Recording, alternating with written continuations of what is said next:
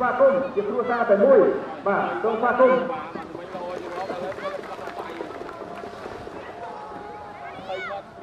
បាទហើយខ្ញុំបាទថ្ងៃនេះគឺមានក្រុមគ្រួសារ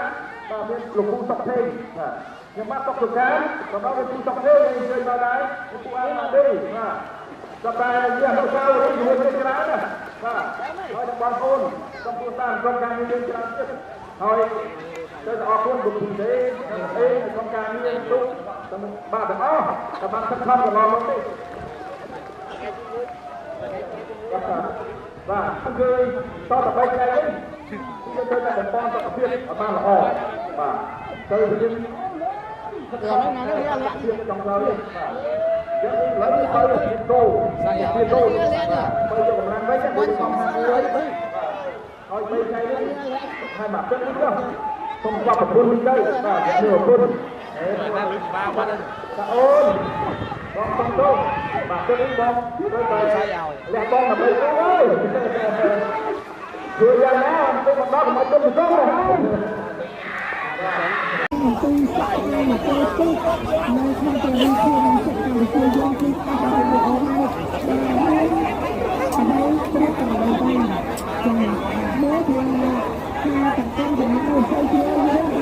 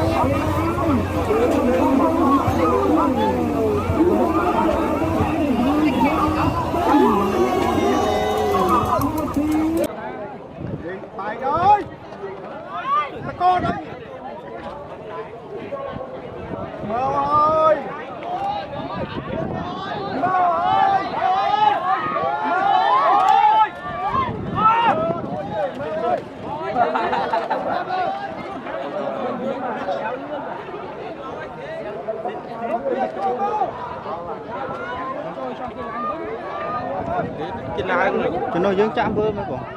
វើវិញក្នុងយើងហ្នឹងហើយលូដែរ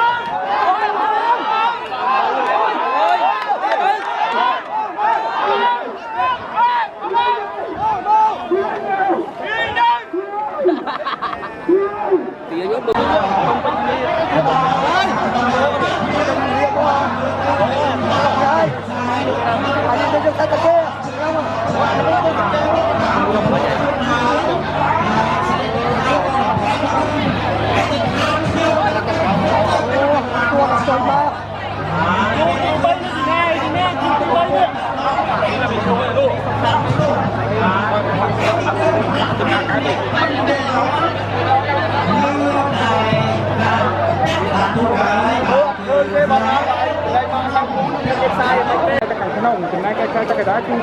ខាងសម្រាប់ជ័យមហាបវរថាដីខាងជ័យនៅពីខាងខ្សាច់កណ្ដាលខាងក្នុងខេត្តកញ្ចេះណាបងប្អូននៅកណ្ដាលចំណែកឯខាងក្នុងគឺលើកសុកសានជ័យបាទបងទៅហៅគូស្មោះទុំពេជ្រនេះសុកសានជ័យបាទមកពីខាងប្រាសាទថ្មដែរទៅក្នុងកំចាមបាទឥឡូវឃើញថាខាងក្រៅមានព្រៀបបន្តិចទៅទេបាទ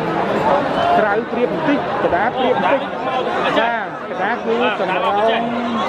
ជ័យមហាបវរអូគាត់ត្រូវទៅងាប់ទេ